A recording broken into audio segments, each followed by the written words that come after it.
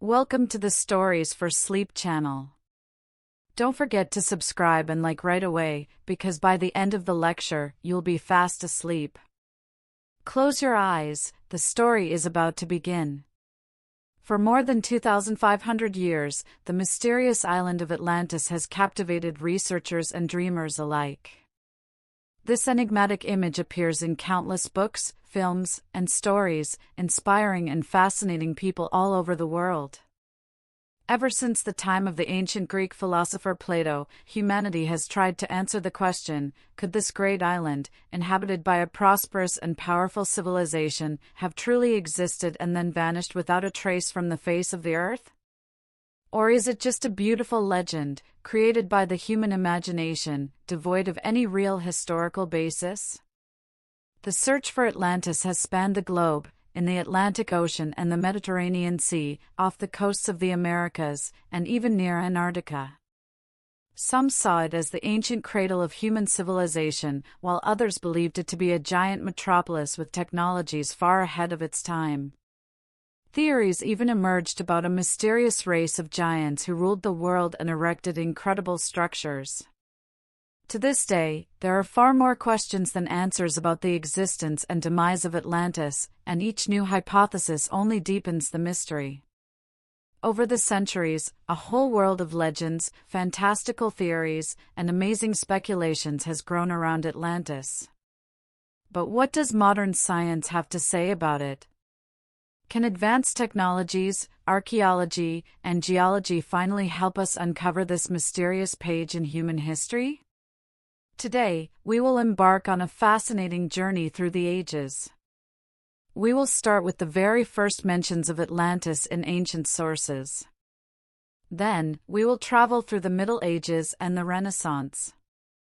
We will explore the exciting hypotheses of the 19th and 20th centuries and then delve into the latest scientific discoveries and research. Together, we will try to figure out where the myth of Atlantis ends and reality begins.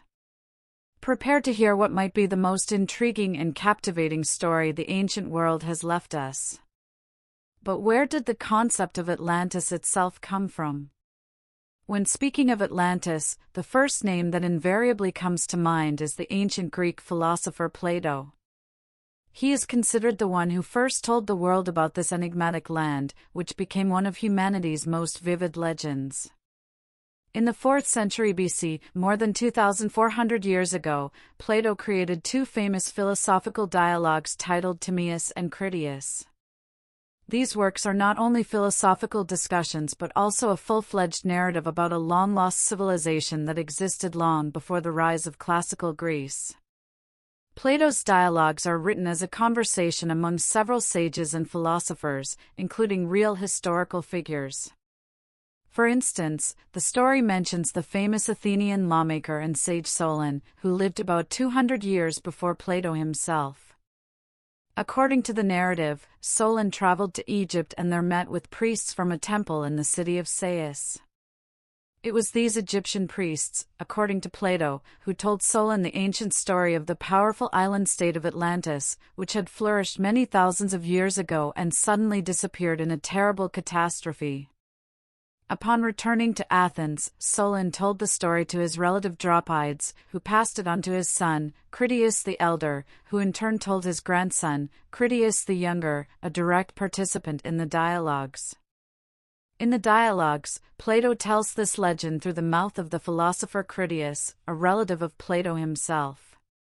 This creates an illusion of historical authenticity and lends the narrative a special persuasiveness, which is why the story of Atlantis was perceived by many from the very beginning as a real event from the distant past. What exactly does Plato report about Atlantis? First and foremost, he provides a clear geographical description of the island, which serves as a starting point for searches and speculations about its location.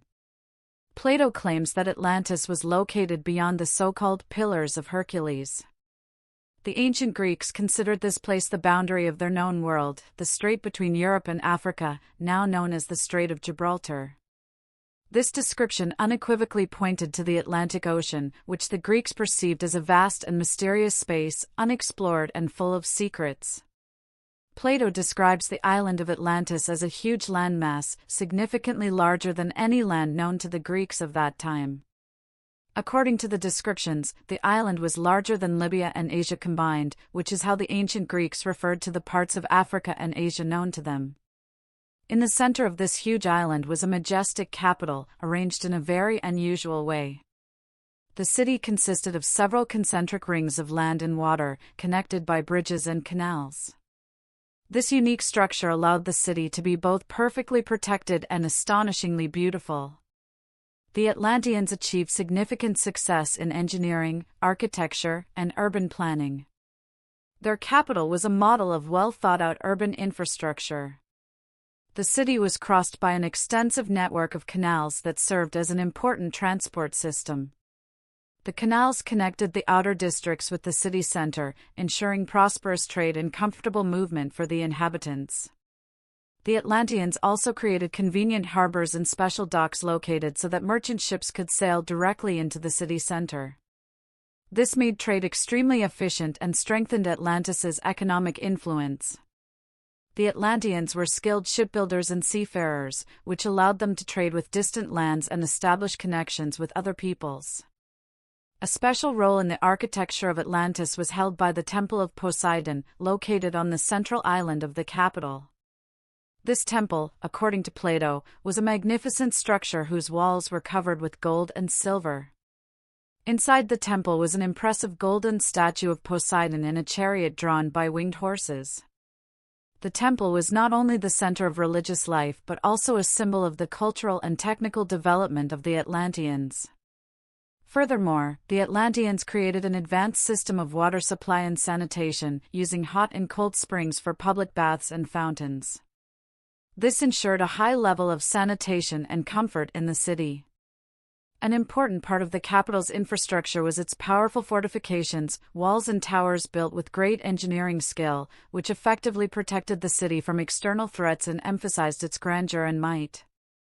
However, according to Plato, Atlantis was not perfect. Over time, the Atlanteans lost their moral compass and became excessively proud, greedy, and cruel. Forgetting the values that had made them great, they began to claim absolute power over other nations, for which they were punished. In the finale of the story, the gods decided to punish Atlantis for its arrogance by sending a terrible natural disaster. As a result of powerful earthquakes and floods, the island sank beneath the waves in a single day and night, disappearing forever from the face of the earth, leaving behind only a legend and a mystery for future generations. Plato's story of Atlantis is so detailed and convincing that for thousands of years, many have perceived it as a real historical account. However, even in antiquity, some authors doubted the story's authenticity, questioning whether Atlantis actually existed or was just a philosophical allegory created by Plato to illustrate ideas about human morality, pride, and the punishment that inevitably follows arrogance. Modern scientists also actively debate the reliability of Plato's sources. Many researchers agree that Plato might have used various ancient myths and oral traditions. However, real historical evidence confirming the authenticity of his account is absent. Some scholars believe that the story of Atlantis was invented by Plato himself to convey his philosophical ideas and moral lessons.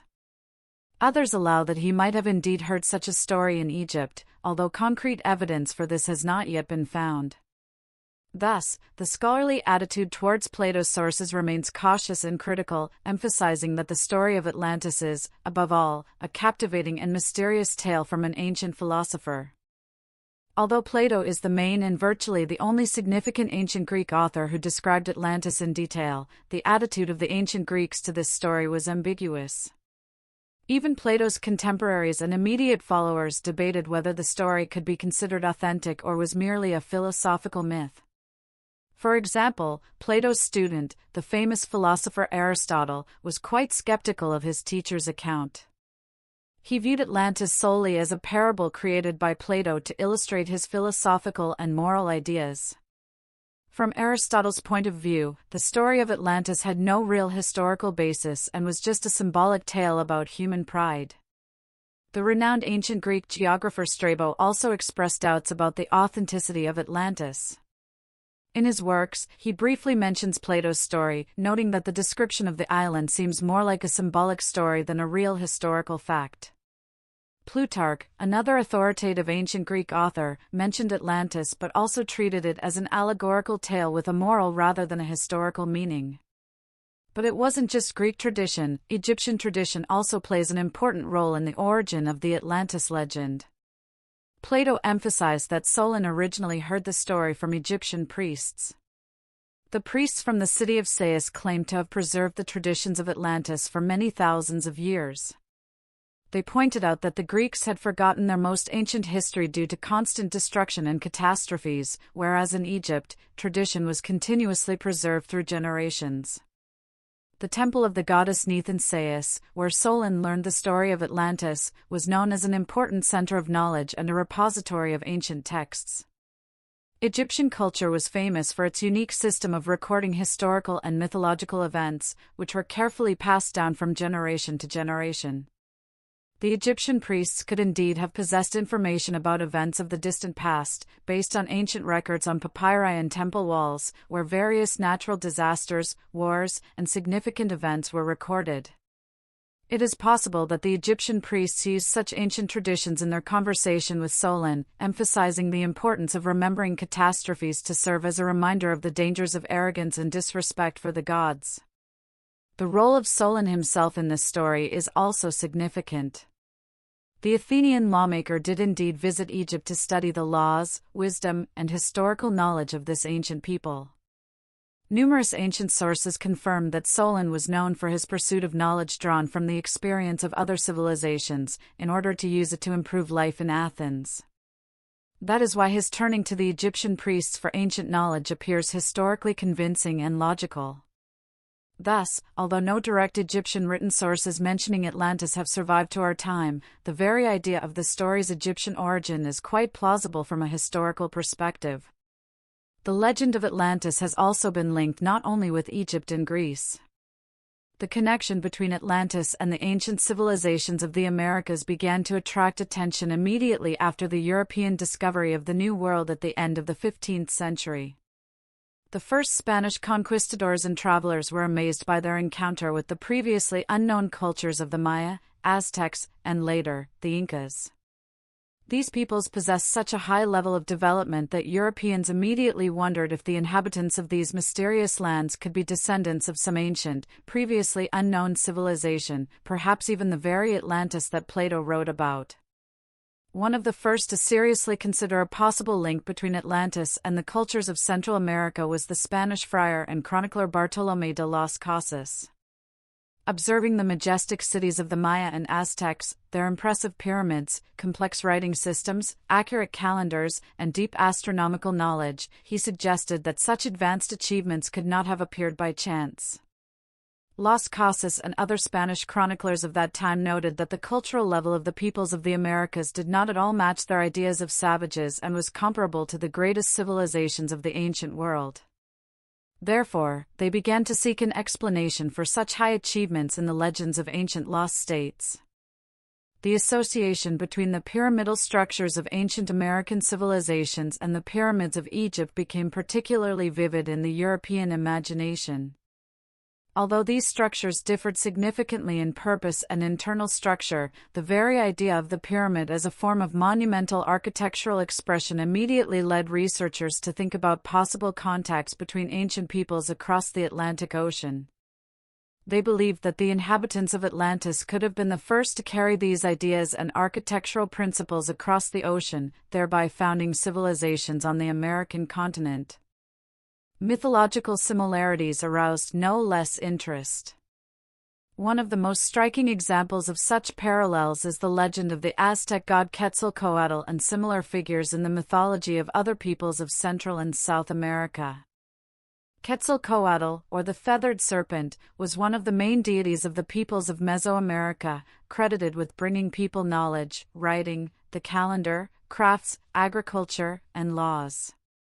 After the Spanish conquest, chroniclers began to describe him as a white-skinned and bearded god who came from across the sea, although no such descriptions are found in pre-Columbian sources.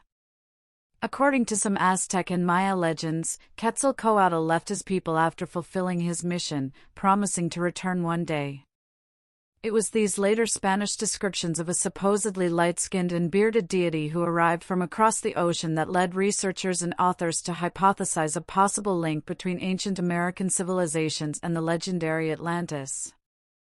This image of a cultural hero became particularly attractive to Europeans, as it contrasted sharply with the typical depictions of gods in Mesoamerica. Besides the Aztecs and Maya, similar legends can be found among the Incas. For example, the Incas told of their ancestors arriving from across the ocean and founding the first settlements, which later grew into a powerful empire. These tales of a distant homeland and migration across vast bodies of water resonated with Europeans familiar with Plato's account of the destruction of Atlantis. Furthermore, there are numerous mentions in the myths of the peoples of Central and South America of some great calamity, a large-scale catastrophe that in ancient times forced people to leave their native lands and search for new ones. These myths of floods and catastrophes, similar to the legends of other ancient peoples of the world, reawakened interest in Atlantis as a potential basis for such stories. Nevertheless, despite all the intriguing parallels and similarities, modern historians and archaeologists treat such hypotheses with great caution. From their point of view, these coincidences can be explained by similar living conditions of different peoples, the emergence of similar solutions in architecture and social organization, as well as the universality of myths and archetypes characteristic of humanity as a whole. Scientific data, especially the results of archaeological excavations and genetic research, indicate that the civilizations of the Maya, Aztecs, and Incas developed completely independently and had no direct contact with the peoples of the Old World until the European discovery of America at the end of the 15th century. Despite the fact that the links between Atlantis and the ancient civilizations of the Americas were not recognized by the scientific community, interest in the mysterious island did not wane and continued to stir the minds of researchers and travelers for subsequent centuries. This was particularly evident during the Middle Ages and the Renaissance, when the legend of Atlantis began to reappear on maps and in the texts of European authors. Medieval cartographers and travelers did not limit themselves to mapping only known lands and territories.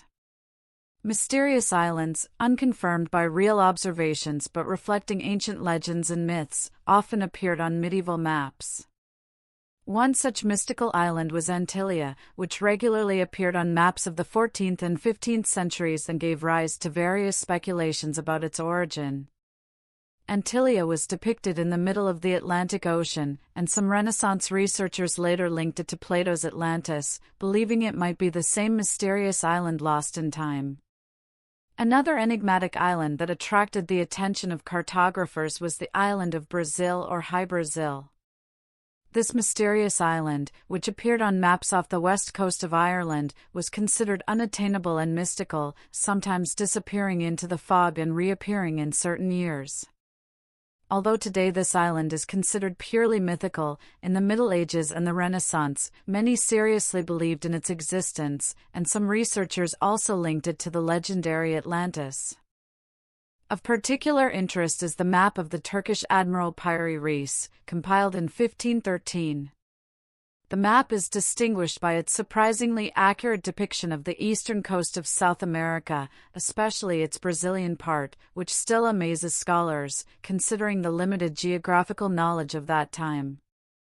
Piri Reis himself indicated in his notes that he used about 20 different sources, including ancient maps which he attributed to Alexander the Great, as well as a now-lost map by Christopher Columbus. It is this mystery of the sources that has given rise to numerous hypotheses and speculations. Some researchers, such as American professor Charles Hapgood and British writer Graham Hancock, have suggested that the Piri Reis map could be based on much older, possibly prehistoric sources, linked to a hypothetical civilization they associated with the legendary Atlantis. In particular, they claimed that the map might depict Antarctica without its ice sheet, although modern research considers this to be a distorted representation of South America. The official scientific view is that the Piri-Reis map is a unique compilation of the cartographic sources and knowledge available at that time. Despite the inaccuracies and mythical elements present, the map is a crucial historical artifact, demonstrating the level of geographical knowledge at the beginning of the 16th century and humanity's desire to explore and understand unknown lands. The Renaissance became a time of active rethinking and study of the heritage of ancient culture. After a long period of oblivion and the loss of many ancient sources, humanists of the 15th and 16th centuries began to study and translate the texts of the ancient Greeks and Romans with great interest. Among these sources, Plato's dialogues regained their fame. Renaissance scholars saw potential historical evidence in these texts, which gave the story of the sunken civilization a special appeal and seriousness. Interest in Atlantis also intensified thanks to the great geographical discoveries. The discovery of the New World and the encounter with previously unknown civilizations made European intellectuals ponder the origins of these surprisingly developed peoples. It was during this period that many scholars seriously considered the hypothesis that American civilizations might be connected to Plato's legendary Atlantis. Seeking to explain the similarities in architecture, religion, and social systems of the peoples of the Old and New Worlds, researchers began to turn to ancient texts, hoping to find answers to the mysterious questions raised by the geographical discoveries. In addition to purely scientific interest, Renaissance humanists also perceived Atlantis as a symbolic image of a lost golden age. Atlantis perfectly fit their aspiration to revive ancient wisdom and perfection, acting as a symbol of lost human greatness to which one should strive. In the 17th and 18th centuries, as modern science began to form in Europe and a new rational approach to understanding the world emerged, Atlantis was not only not forgotten but gained a new status. Whereas it had previously been perceived primarily as a myth or a philosophical allegory, it now began to be viewed from a scientific perspective. Scholars of that time first began to seriously consider whether Atlantis could have actually existed, and if so, where exactly it was located and what real events might have formed the basis for Plato's story. One of the first scholars to attempt a rational explanation for the origin of the Atlantis legend was the Swedish researcher Olaus Rudbeck. In his extensive work Atlantica, published in the late 17th century, Rudbeck argued that the myth of the sunken island was based on real historical events that took place in northern Europe. He proposed that Plato's ancient Atlantis was actually prehistoric Sweden, where a great civilization existed in deep antiquity and perished as a result of a natural cataclysm. Although modern science does not support Rudbeck's hypothesis, his attempt at a scientific interpretation of the myth was an important step, showing for the first time how scientists could analyze ancient legends using archaeological and historical data. In the 18th century, interest in Atlantis became even more pronounced, especially among representatives of the Enlightenment, who sought to critically rethink the ancient tradition from a rationalist point of view. The prominent French scholar and writer Jean-Sylvain Bailly, as well as the British naturalist and philosopher Lord Monboddo, proposed their own scientific hypotheses about the existence of Atlantis. Bailly believed that the legend of Atlantis reflected humanity's memory of an ancient civilization that existed near the North Pole before a major climate change. In his opinion, this most ancient civilization spread its knowledge and culture throughout the world after being forced to leave its lands due to worsening climatic conditions. Lord Monboddo, following the rationalist ideals of the Enlightenment, considered Atlantis a metaphor for an ancient and powerful civilization from which the most developed cultures of the ancient world, such as Egypt and Greece, might have originated.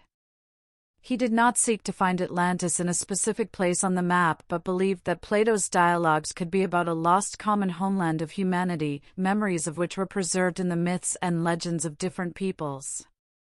The 18th century also became a time when systematic archaeological research first began, although it had not yet reached the scale and scientific precision characteristic of later eras. Interest in Atlantis was fueled by the fact that scientists began to find real evidence of ancient civilizations that had disappeared as a result of catastrophic events. For example, the excavations of Pompeii and Herculaneum in Italy showed how quickly and dramatically entire cities and civilizations could vanish. These discoveries reinforced the hypotheses that the legend of Atlantis could have a very real historical basis and reflect genuine natural disasters of antiquity. An interesting feature of the Enlightenment era was the approach to Atlantis as a puzzle that could be solved exclusively by rational methods, using historical data and logic. The thinkers of the Enlightenment rejected mystical or supernatural explanations, striving to present Atlantis not as a myth, but as a historical memory that could help understand the ancient history of humanity and the origin of cultural traditions of different peoples. The 19th century was a time of a particularly explosive surge of interest in Atlantis. It was during this era that numerous hypotheses, sometimes quite unusual and even fantastic, emerged, seeking not only to prove the reality of the island's existence but also to explain its role in ancient human history. Atlantis became a subject of popular fascination and heated scientific and pseudoscientific discussions, giving rise to both serious research and numerous speculative theories. One of the most important figures, thanks to whom Atlantis returned to the center of public attention, was the American politician, writer, and amateur historian Ignatius Donnelly. In 1882, he published his famous book titled Atlantis, The Antediluvian World, which immediately became an international bestseller. Donnelly did not just assert the reality of Atlantis, he presented it as a highly developed and huge continent, inhabited by a powerful civilization that was the source of all ancient cultures of the Old and New Worlds. One of Donnelly's most unusual and striking hypotheses was the idea that the Atlanteans might have belonged to a special race of giants. He referred to ancient myths and legends of different peoples that described giants and titans who inhabited the earth in ancient times. According to Donnelly, these traditions could preserve the memory of real giant people, representatives of the vanished Atlantean civilization. In his book, he cited as an argument numerous reports of finds of huge bones and remains of giant people, although modern archaeologists and anthropologists consider such evidence unverified and mythologized. Donnelly divided the inhabitants of Atlantis into two main races. The first race, in his opinion, was represented by tall, light-skinned giants who were distinguished by exceptional physical characteristics and vast knowledge. The second race was shorter and darker-skinned, and, as Donnelly believed, it was this race that became the ancestor of the peoples who later settled America and Africa. These ideas allowed him to explain not only the origin of ancient civilizations but also the mysterious structures that were discovered in different parts of the globe. Donnelly paid special attention to the similarity of architectural monuments in America and the Old World, especially the pyramids in Egypt, Mexico, and Peru. He argued that such a striking coincidence of forms and technologies could only be the result of a single common source. This source, in his opinion, was Atlantis. Donnelly was convinced that after the catastrophe that destroyed the island, the surviving Atlanteans migrated to the continents on both sides of the Atlantic Ocean, spreading their knowledge and technology. He also drew attention to mythological parallels. In the myths of a worldwide flood, which are found in almost all ancient cultures, Donnelly saw reflections of one real catastrophe that destroyed Atlantis. He claimed that the flood described by Plato could have been preserved in human memory as a common ancient tradition. Although Donnelly's hypotheses caused a wide resonance in society and gained many supporters among mystery enthusiasts, serious scientists were extremely skeptical of his ideas. Archaeologists and anthropologists criticized him for the lack of rigorous evidence, for arbitrary and superficial comparisons of different cultures, and for ignoring the significant differences between them. Nevertheless, his work had a huge impact on the popular imagination and formed a whole direction in the study of Atlantis that remains popular to this day. In addition to Donnelly's theory, hypotheses linking Atlantis with mysterious ancient cultures of Africa also became widespread in the 19th century. Researchers began to pay attention to ancient rock paintings and enigmatic stone structures. In the desert regions of North Africa, ideas emerged that before the Sahara turned into a desert, a highly developed civilization existed on its territory, which could be connected to the mythical Atlantis. Such hypotheses were based on ancient legends and myths of African peoples about lost cities that had sunk beneath the sands or been submerged in the waters of huge lakes and rivers that once covered significant territories of the modern African continent. The mass of pseudoscientific and mystical theories surrounding Atlantis in the 20th century was significantly supplemented by the prophecies of the famous American clairvoyant Edgar Cayce, dubbed the Sleeping Prophet by his contemporaries. His unusual predictions, made in a state of deep trance, not only gave the legend a new wave of popularity but also pushed enthusiasts to search for the lost island in the most unexpected places around the world.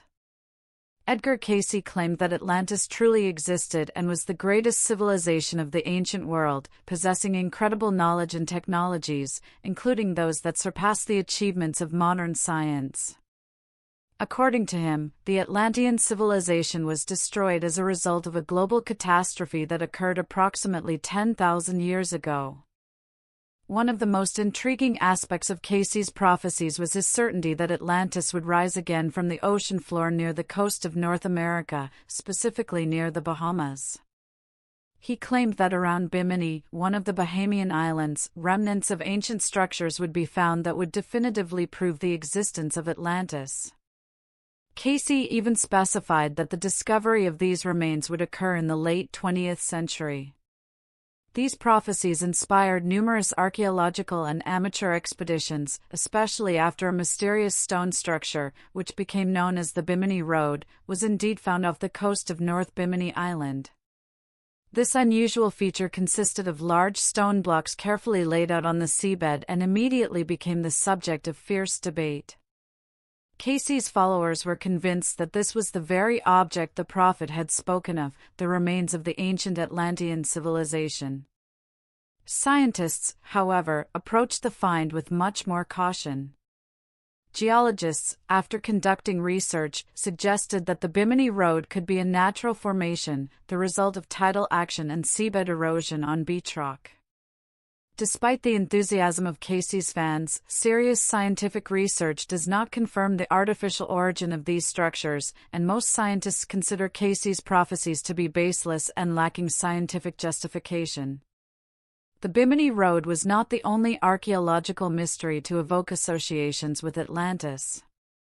In the mid-20th century, archaeologists and researchers began to actively study other ancient cultures in search of proof or at least indirect evidence of Atlantis's existence. Minoan civilization. Special attention was given to the island of Crete, where the British archaeologist Sir Arthur Evans discovered the Minoan civilization in the early 20th century.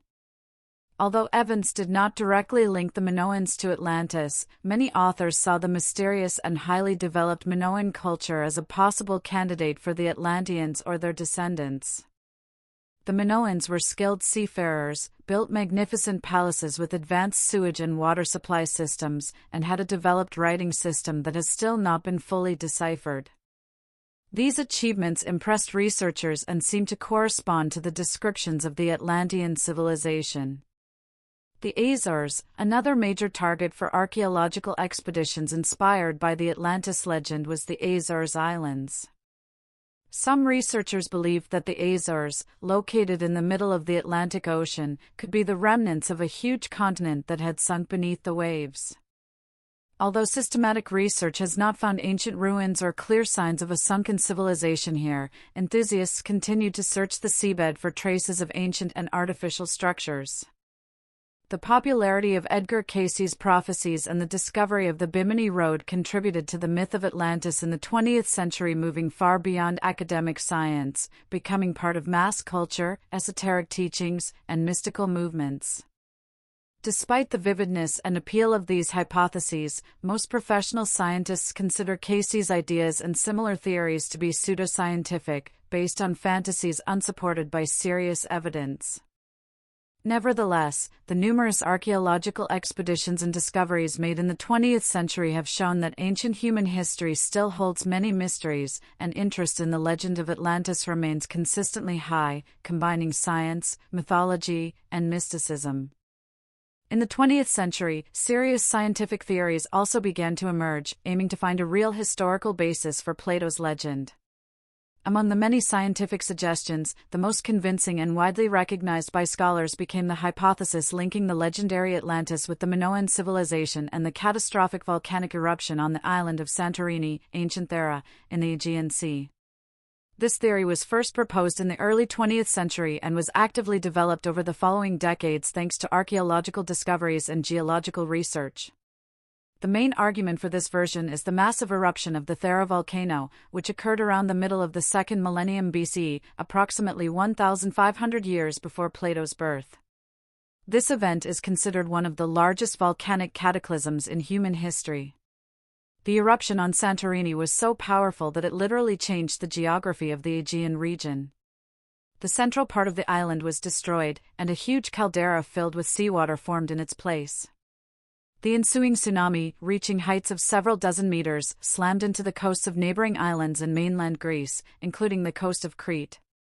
It was Crete, the heartland of the Minoan civilization, that suffered most severely from this catastrophe.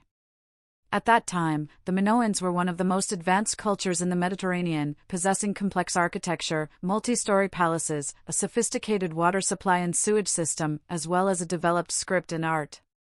The majestic palaces of Knossos, Phaistos, and Malea, well known to archaeologists, attest to the high level of development of Minoan society. Researchers believe that the massive natural disaster caused by the Santorini eruption could have seriously impacted the fate of the Minoan civilization. The enormous tsunami destroyed coastal settlements and ports on Crete, disrupted maritime trade routes, and significantly undermined the Minoans' economic and political position in the region.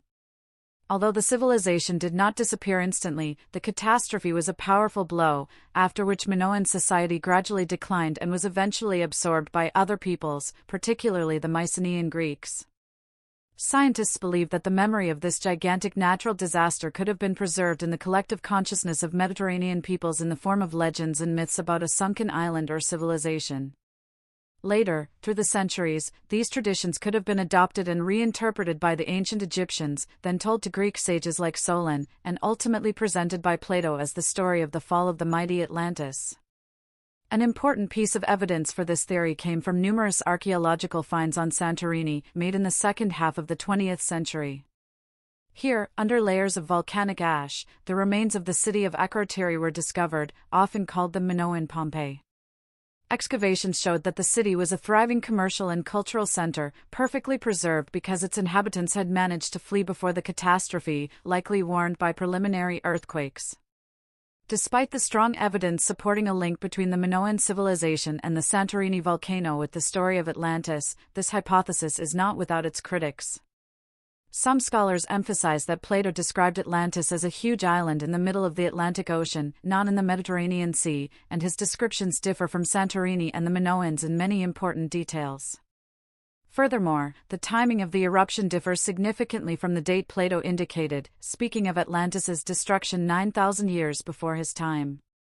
Another serious and scientifically grounded hypothesis attempting to explain the origin of the Atlantis legend is the theory related to the Black Sea and the famous myth of the Great Flood. This hypothesis was proposed in the late 20th century and gained wide attention among scientists because it was based on real geological research and confirmed archaeological facts. In 1997, American geologists William Ryan and Walter Pittman put forward a revolutionary theory, later detailed in their book Noah's Flood, the new scientific discoveries about the event that changed history. According to their hypothesis, approximately 7,500 years ago, a catastrophic flooding of the region where the Black Sea is now located occurred. At that time, it was a much smaller freshwater lake surrounded by fertile lands where ancient agricultural cultures flourished. As a result of the global rise in sea level after the end of the last ice age, the water of the Mediterranean Sea broke through the natural isthmus at the site of the modern Bosporus Strait. Over a short period, enormous masses of salt water rushed into the freshwater basin. The water level began to rise rapidly, flooding vast fertile valleys. This flood became a true ecological and humanitarian catastrophe for the numerous settlements located in this area. It is suggested that the water level in the Black Sea may have risen by 150 meters over a relatively short period, forcing thousands of people to permanently abandon their homes. Ryan and Pittman proposed that this very event became the historical prototype for many ancient myths about a great flood, which are found in different cultures of the Mediterranean and the Middle East. The Babylonian epic of Gilgamesh, the biblical story of Noah's flood, the myths of the ancient Greeks, and many other tales could have preserved a distant memory of this catastrophe when a huge inland sea literally destroyed the prosperous settlements of ancient people. But what connects this event to Atlantis? Some scientists have suggested that the ancient Greek and Egyptian sources used by Plato to create his story of Atlantis could have had a common root in this Black Sea cataclysm. Perhaps the memory of the tragedy was passed down from generation to generation in oral traditions, gradually transforming and acquiring new details. Plato, having heard this story in an altered form, could have given it a completely different scale and placed Atlantis in the distant Atlantic Ocean. This hypothesis is also supported by the fact that the territory around the ancient Black Sea was inhabited by highly developed agricultural cultures that, at that period, surpassed many other peoples in the region in their level of development. Archaeological excavations in modern-day Bulgaria, Romania, and Turkey confirm the existence of ancient settlements here that did indeed disappear suddenly and catastrophically. Many of these settlements are now being discovered by archaeologists on the bottom of the modern Black Sea, at depths of several tens of meters. Nevertheless, the Black Sea hypothesis is not without criticism. Opponents note that the events described by Plato relate to a much more ancient time than the flooding of the Black Sea, which occurred about 7,500 years ago, whereas Plato mentioned a period 9,000 years before his own time. It is also noted that Plato quite clearly indicated the location of Atlantis in the Atlantic Ocean, not in the Black Sea region. Despite this, the theory of Ryan and Pittman remains one of the most scientifically substantiated and widely recognized hypotheses for the origin of the legend of a sunken civilization. It convincingly shows how real natural disasters could be transformed into mythological and epic tales, preserved for millennia and inspiring ancient authors. Another fascinating and scientifically grounded theory explaining the possible real basis of the Atlantis legend is the hypothesis of an asteroid impact and the resulting global cataclysm. This theory appeared relatively recently, but it immediately attracted the attention of scientists as it is supported by serious geological and archaeological arguments. The idea that the legend of Atlantis's demise could be a reflection of memories of a catastrophic impact of a celestial body began to be actively discussed in the late 20th and early 21st centuries. Proponents of this hypothesis believe that ancient myths about a great flood in Atlantis could have been preserved in human memory precisely after the Earth's collision with a large cosmic object in the distant past. One of the most well-known such theories is the hypothesis of American geologist and archaeologist Bruce Mass and a number of other researchers, who link the disappearance of some ancient cultures with the so-called Younger Dryas event. This period, approximately 12,900 years ago, was marked by a sharp and sudden change in the Earth's climate, a return to glacial conditions in the northern hemisphere, and a global drop in temperature. For a long time, the cause of this abrupt climate change remained a mystery to scientists.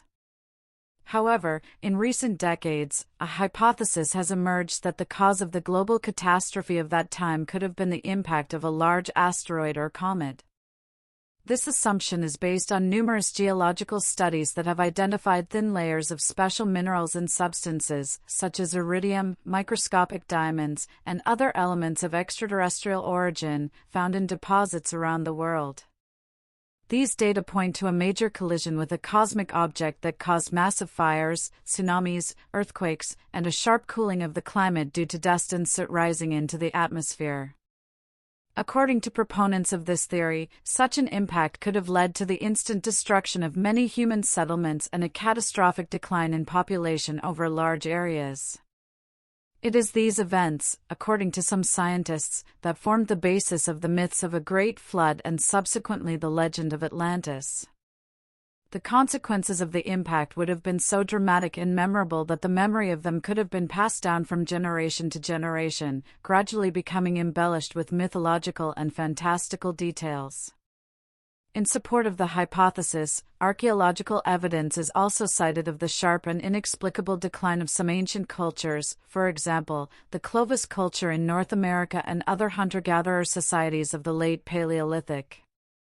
Studies have shown that these cultures, which had reached a significant level of development, suddenly and almost simultaneously disappeared. Scientists link this phenomenon precisely to the catastrophic consequences of a cosmic collision, which caused drastic changes in the environment and a decline in the resources necessary for survival.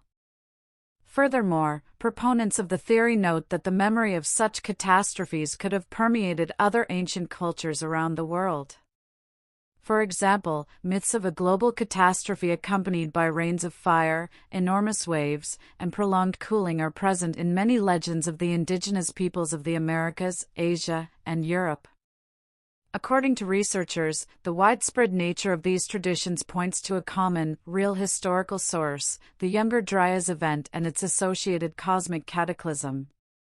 Despite the convincing arguments, the cosmic impact hypothesis also draws a degree of skepticism from scientists. Some researchers point out that direct evidence of an asteroid or comet impact of such a scale has not yet been found. There is no clearly identified crater or other conclusive physical evidence of this specific event.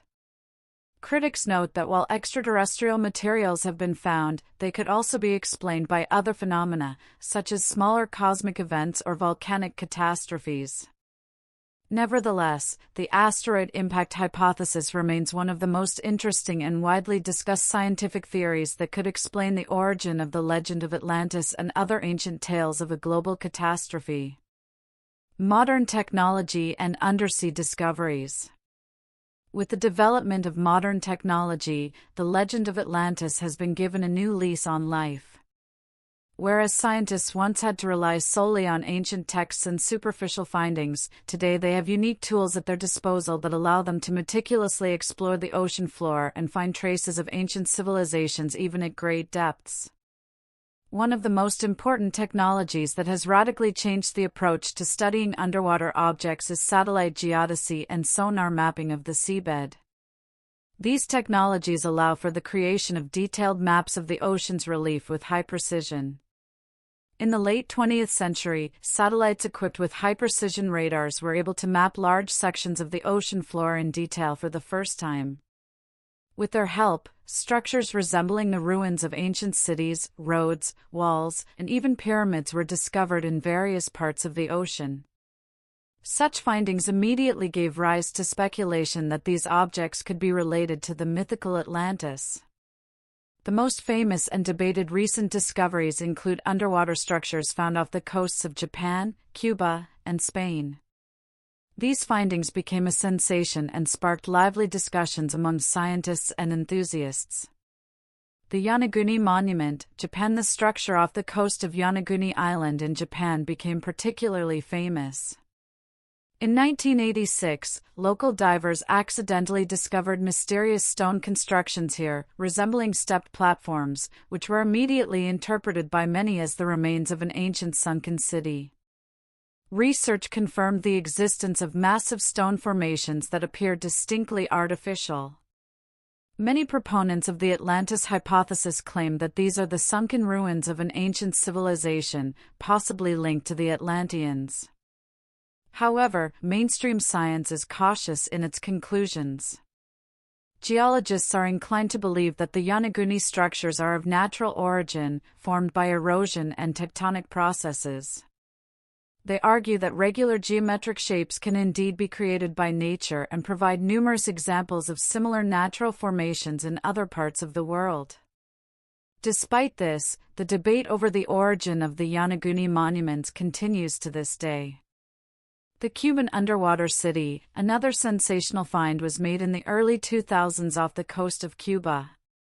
Canadian researchers Pauline Zalitsky and Paul Weinsweig discovered unusual structures with clear geometric shapes at a depth of about 600 to 700 meters off the coast of the Guanahacoibes Peninsula. These shapes resembled streets, squares, buildings, and even pyramids made of massive stone blocks.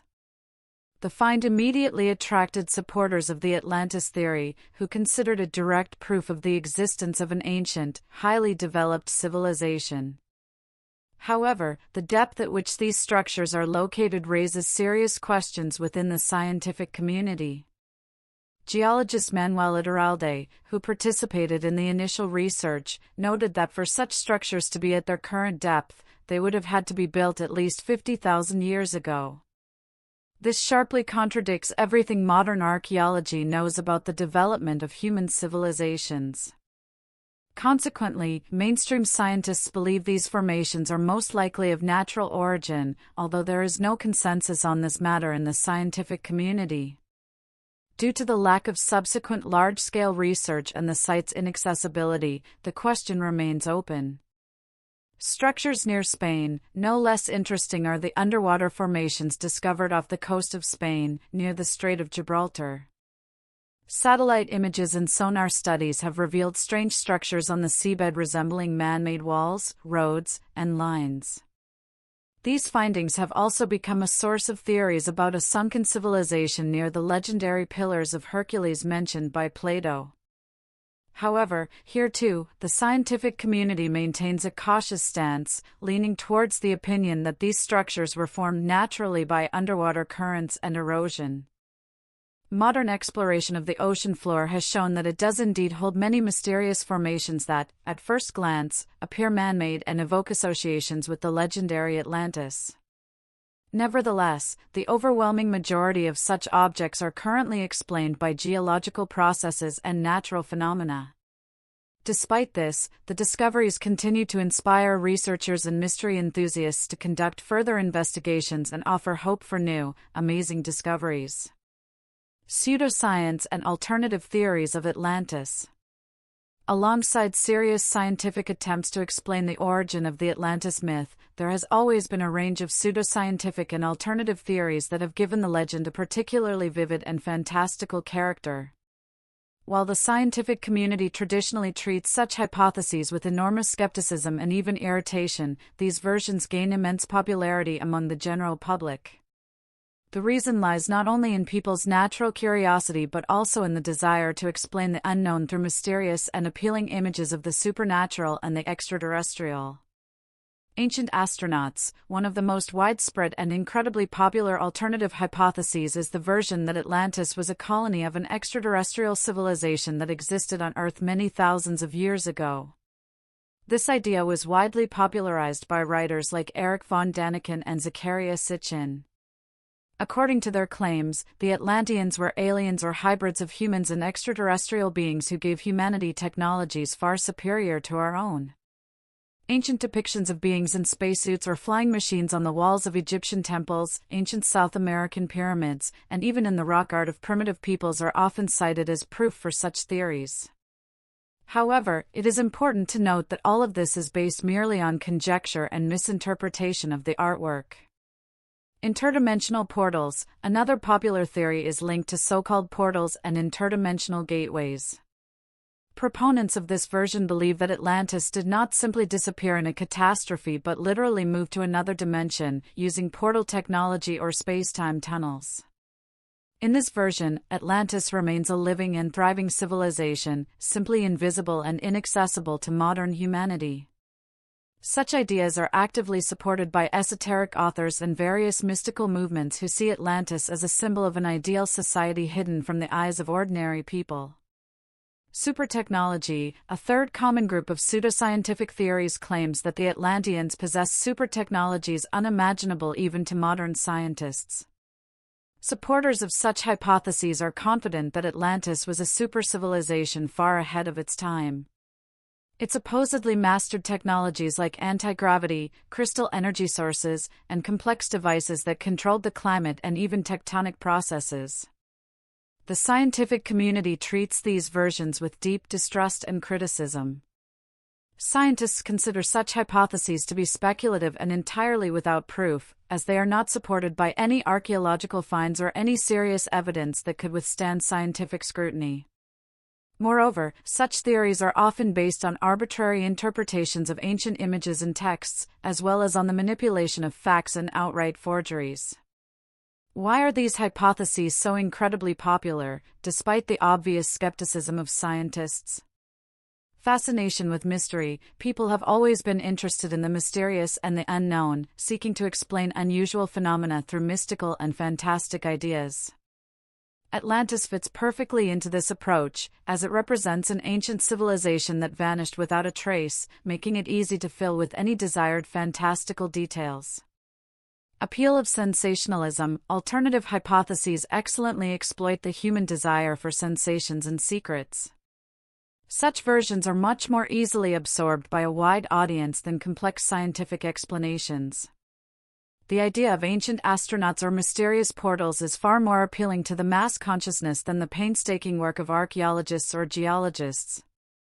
Belief in a golden age. Finally, pseudoscientific theories often rely on the human desire to believe in older, wiser, and more perfect civilizations capable of solving the problems of modern society. In this context, Atlantis becomes the ideal society that we could rediscover and use as a source of knowledge and inspiration. Today, a rather restrained and cautious attitude towards the legend of Atlantis prevails among professional scientists. After centuries of debate, research, and hypotheses, scientists have come to a general conclusion that Atlantis, as described by Plato, most likely never existed. However, this does not mean that researchers completely reject the significance of the myth itself. On the contrary, for archaeologists, historians, and geologists, Atlantis has become an important symbol that allows them to study historical processes, ancient catastrophes, and even the mechanisms of myth formation. The archaeological view. Archaeologists approach the legend of Atlantis from a position of strict scientific methodology. Modern archaeological research does not confirm the existence of a civilization like the one Plato described on an island or continent in the middle of the Atlantic Ocean. Despite numerous attempts to find the ruins of Atlantis, there is currently no scientifically confirmed archaeological evidence that could link the myth to a real city or civilization. Nevertheless, archaeologists emphasize that the search for Atlantis has provided a powerful impetus for studying previously little-known cultures and ancient settlements, such as the Minoans on Crete, the mysterious Guanches on the Canary Islands, or the cultures of the ancient Mediterranean. Thus, the legend itself has proven to be a useful stimulus for serious scientific research. The historical view. Historians today predominantly view Atlantis as an allegorical tale created by Plato to convey philosophical ideas. According to most modern historians, Plato used elements of historical events and the cultural memories of Mediterranean peoples, combining them into a single, vivid, and instructive image. Thus, Atlantis was a philosophical parable illustrating moral lessons about vanity, the downfall of civilizations, and the consequences of losing morality. Of particular interest to historians is how ancient peoples preserved memories of real events, such as natural disasters or wars, passing them down through generations and gradually turning them into myths and legends. The geological view. Geologists have also played a key role in the scientific investigation of Atlantis. Modern geology confirms that a large island or continent in the center of the Atlantic Ocean could not have sunk into the water in a short historical period without leaving serious and noticeable traces. Detailed geological studies of the ocean floor, conducted with sonar and satellites, have revealed no evidence of a large sunken continent in the middle of the Atlantic. However, geological data have provided scientists with valuable information about other ancient catastrophes that could have formed the basis for the Atlantis legend, for example, the powerful eruption of the Santorini volcano in the Aegean Sea, catastrophic floods and tsunamis in the Mediterranean, or the flooding of the Black Sea region after the end of the Ice Age. These events were of an enormous scale and could have left a strong impression on the collective memory of ancient peoples.